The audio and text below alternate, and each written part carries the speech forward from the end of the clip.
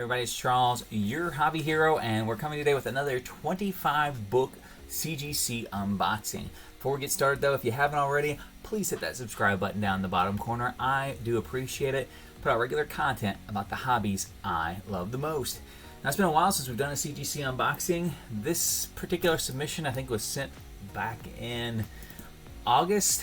I think it was received early in September. And then I do try to do monthly, if not bi-monthly submissions. But for a while there, if you remember, we got like back to back submissions that were just done immediately with their new check-in feature. We haven't had any of those happen here recently, so it created a pretty big gap between orders. So this has been the first submission I think I've ordered and opened in probably 2 months, maybe even a little longer. So pretty excited to get in here. I don't remember exactly what's in this submission. I've got a lot of books out. I may have a better idea once we get into the submissions, what's coming in there. I'll throw down prices for the books at the bottom there so you can kind of get an idea of why these books were submitted. Some of them, prices have gone down, so you can kind of get an idea of the ones that I may have made a mistake on. So we'll get this thing opened up and get going. Well, that's what I like to see. So here's our raw books. That is a very thin pile. We'll go over that at the very end. So if you're not familiar with a pre-screen, you basically set a minimum grade that you will accept for the books. They will do a pre-screen, and if it does not meet that grade, they will not encase it. They only charge you $8 instead of charging you like the $22 to get the book fully graded. So everything that we're going to see in here is going to be a 9.8. I'm not going to hide the grades because they're all going to be the same. If they're in a case, they're going to be a 9.8. So let's see what we've got here. Alright, first book up. Now this book has been red hot. It's cooled off a little bit here lately though. This is Nice House on the Lake, cover A. I imagine there's probably going to be a couple copies in here. I would imagine I probably sent a few in at that time. I do think this book, being on hiatus, has definitely cooled off the values on these cover A's. But I do expect this to bounce back again as the series picks up. It's a very strong series, very easily adaptable to your television show. I don't think, unless the last half of the season or series just completely bombs, I can see this easily being optioned by one of the major TV production companies out there. And if not, honestly, I just like the book so much. I enjoy it enough to where this could just be a permanent part of my PC, and I won't be upset about that either.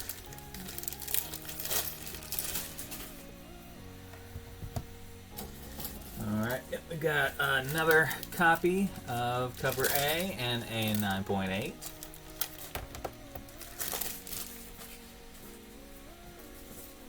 I do think it's going to be one of those books too, especially the cover A, that people realize is harder to get a 9.8 than you might think. Just because there's black like everywhere on this book, and then really bright colors on the back, so color transfer, color rub is just going to be terrible. I did have a number of them even after screening them on the shelf that I did end up getting.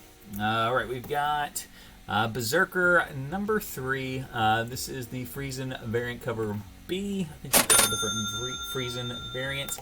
Now, for a while there, I was actually submitting every cover of Berserker number 3, or Berserker number 3, of Berserker.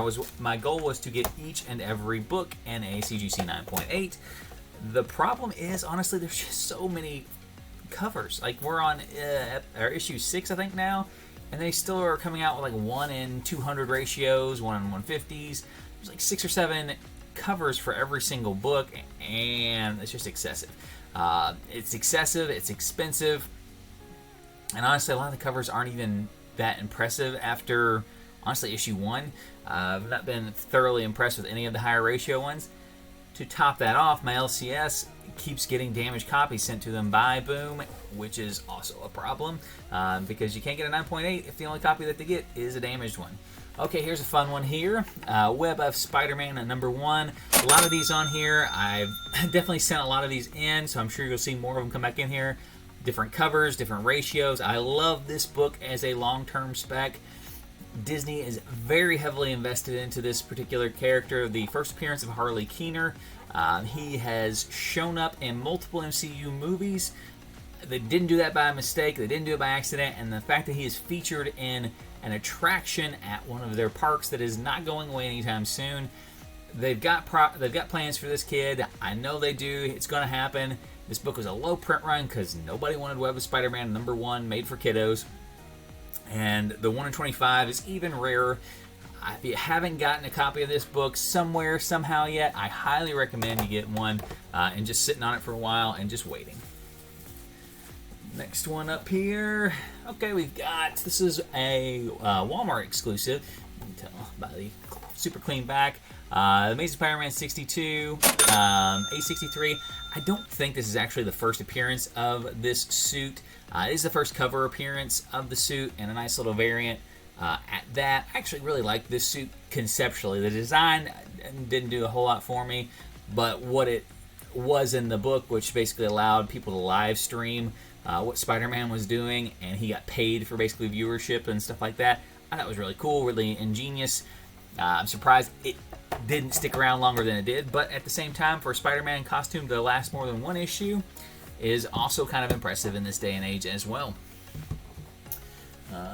Next one up. Okay, we've got Radiant Black #2. This is the third printing. It's a matching set for the third printing for issue #1 as well. They connect. I don't know if there's an issue 1 in here or not. I think there's a 1 in 10 ratio variant as well. Let's see. Okay, so now I've got the same one for here. So the sketch one here is a 1 in 10. These are extremely rare to come by. I think this may be the only one on the census right now. It's a third printing and a ratio of issue #2, not even issue #1. So you don't see a lot of these. It does make a nice matching set. I got 9/8 in the other two as well. I couldn't remember the breakdown, so I've got a nice little pair. I'll probably sell the non-ratio set and hold on to the ratio set because it's just cool, and there aren't very many of them clearly in existence. So, get some extra room here. Next one up. Okay, everybody knows this book here. Something is Killing the Children. This is issue #16. Issue #16 is really where I got on Something is Killing the Children. At that point in time when they were talking about, the new story arc with her origin, I'm like, I need to check this series out. I bought a couple of the trades, absolutely loved it. Went ahead and got most of the covers for issue #16 because they were pretty much all just gorgeous covers. And then I've just been picking up the regular cover A's since then. But still, this is the first, not first appearance, but the first real appearance of Jessica Slaughter, but in the origin of Erica Slaughter. So I think this book does have some potential. It's not rare by any means. Most people already knew about Something is Killing the Children. And honestly, with the break that it's had for the House of Slaughter, which I've not been a big fan of, this book has really kind of cooled off. I know I've picked up a couple of the first print cover A's for just dirt cheap because the book is just, nobody's talking about it. That's how it goes. So we got the 16, the Friesen sketch variant as well. Maybe some more 16s in here. There may be, who knows? This is like a box of random goodies. Okay, actually another nice House on the Lake. This is cover B. I think I only picked up one cover of cover B. I guess technically this is the first cover appearance of the Flesh Tornado Walter. If that ever becomes a thing, this will be the cover for that. I don't know if they ever even identify who's on the front of the cover A. But this character, we do know who that is. The main antagonist, I guess antagonist, for this one. That story, again, if you haven't read the story, go read it. I mean, it's seriously one of the best books that DC for sure has been putting out here recently. Alright, we've got another Berserker 3. This is the Virgin, but not the foil. So this is the regular foil. Let's see what I'm talking about. Like, this cover, I think, has 3 versions. So you have the Virgin here, and I think there's a Virgin foil, which was like a 250 ratio, if I remember correctly. on issue 3. Like, seriously, what are they doing here? Trying to run it into the ground. So here we got Berserker 3. This is just one of the variant covers.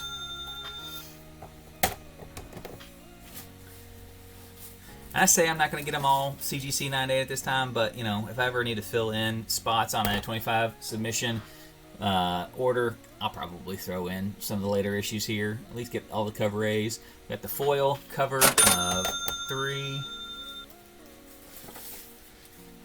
We've got another foil cover of 3.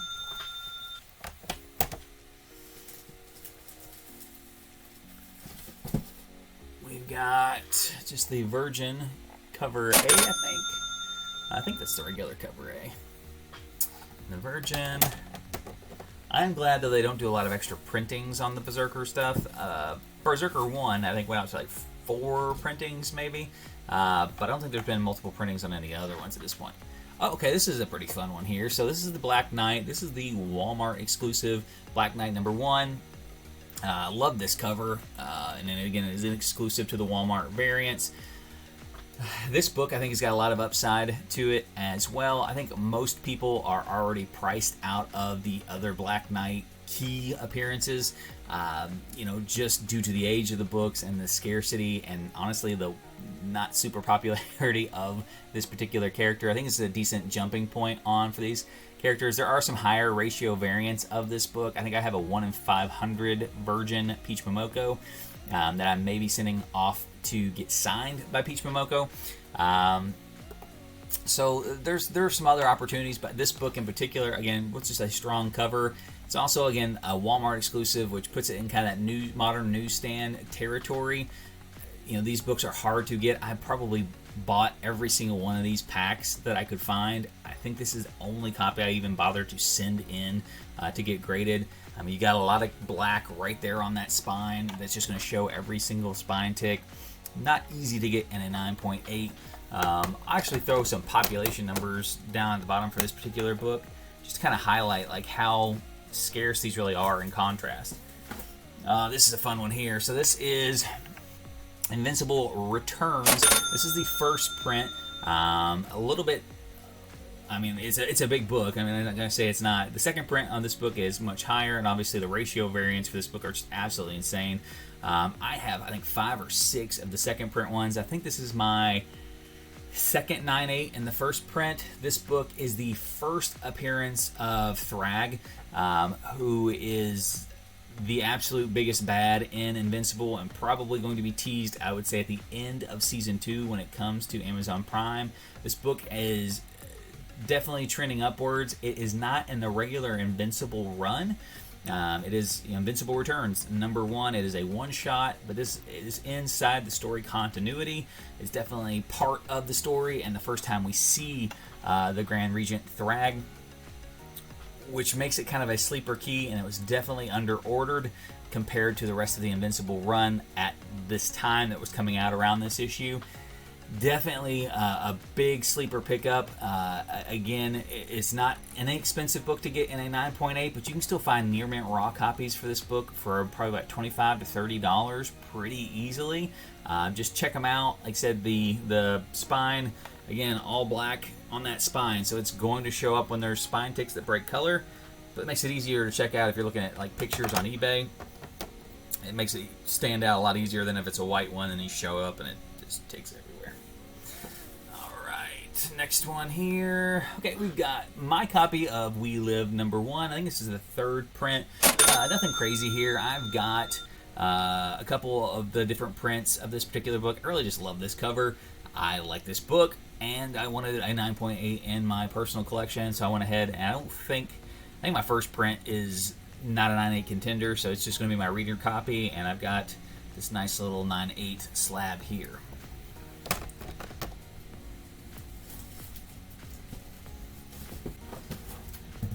Okay, next one up is Bunny Mask #1. I think I just admitted this. I think it's probably the 25th book in the submission. It could catch up when the story picks back up again, if it creates some buzz around this one. Obviously, it's optionable. The story's pretty unique. Would be fairly low budget. I could see it possibly getting optioned. but mostly just got it because I like the story, and I wanted a 9.8 in issue 1. We got 4 more slabs, it looks like, so I haven't counted how many we're at right now, so I don't know how many rejects we have, but not many. Alright, we got here... Oh, okay, we got some Wonder Girl in this one. So unfortunately for this book, this series has been canceled as of issue number 7. If you watch the show regularly, I had been complaining about the writing for this book basically since issue number 2, maybe 3. Very poor writing for a very interesting and good character. Very high on this character. I'll be holding these. I do think DC recognizes the popularity of this character, and I would not be surprised to see her relaunched with a better writer soon. This particular cover is the cover A. I have a lot of her first appearances, which are actually Future State, Wonder Woman #1, where she's prominently featured on the cover as well. Just another great cover with her. And if this is in here, I would imagine there's a couple other covers in here as well. Okay, this was actually, so Peach Momoko cover.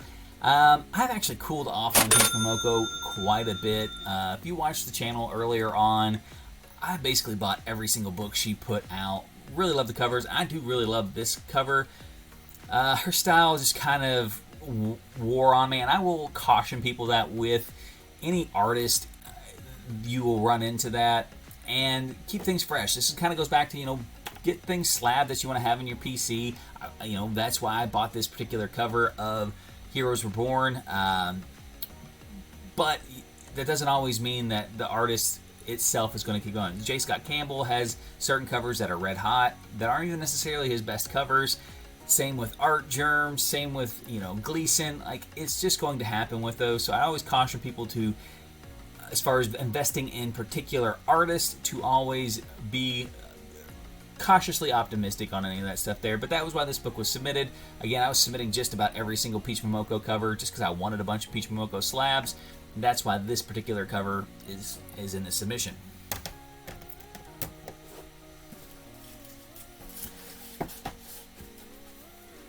Speaking of J. Scott Campbell, we have the cover he did for Wonder Girl #1. I told myself I was not going to get this cover. Got to the LCS, saw it, and I was just like, good God, that cover is just gorgeous. I can't not get this cover. It looked good, clean. Glad it got the 9.8. I'd been sad if it didn't. This book is just a beautiful example of why this character is so popular. Just a very vibrant colors, costume, just everything. This character, again, very optimistic on the character, just very poor execution on the story. Alright, last slab for this order. And we have, okay, the last Wonder Girl here. I mean, you see everything in the reflection of that particular book. This is the store incentive. I think you had to order so many copies to be able to order any of these. It's not a ratio variant, but I think you had to order like 500 copies to be able to order any of these. I could be wrong. It was something along those lines. But just a gorgeous, it's not quite negative space, but very close to it. Just silver and shiny everywhere. It looks even better in person. And you got the whole back, it's all shiny and foily as well. Case is a little scuffed up, very noticeable underneath all the glare of that particular one here. So let's get to our rejected books. Little thin thing. Always what you want to see. You gotta be careful opening these up because there are books right there.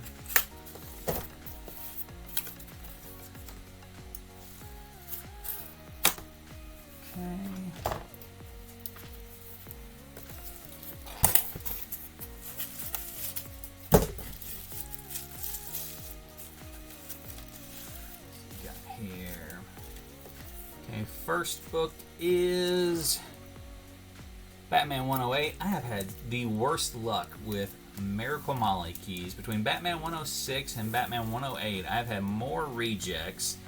Let's see what we got here. Well, there are 2 giant spine ticks in this thing, so it either got damaged in shipping or I just didn't even bother to check.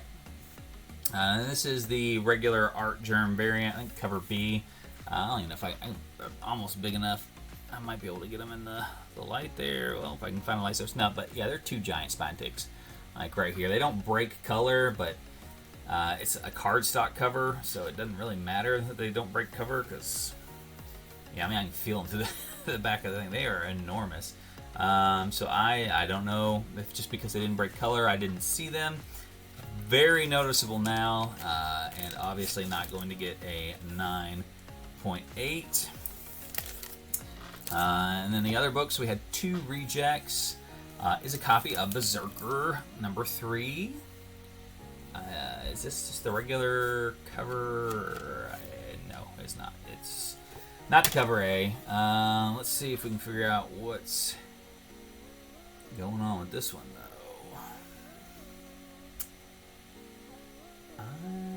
Back is clear, which is all black, so that's where you would think it would be at.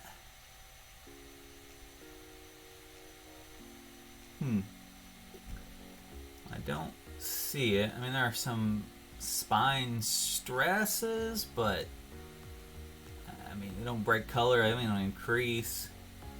Could be possibly the staples. The staples are a little indented at the top. Could be it. I don't know. It's a pretty clean looking book. I'm surprised that one got bounced. But I mean, at the end of the day, not the end of the world. Again, rather it get bounced than it come back a 9.6 and just make me cry. So yeah, there's the submission. Let me know if you guys have any of these books yourself that are out getting graded. Let me know in the comment section below. Until next time, though, guys, Hobby Hero out.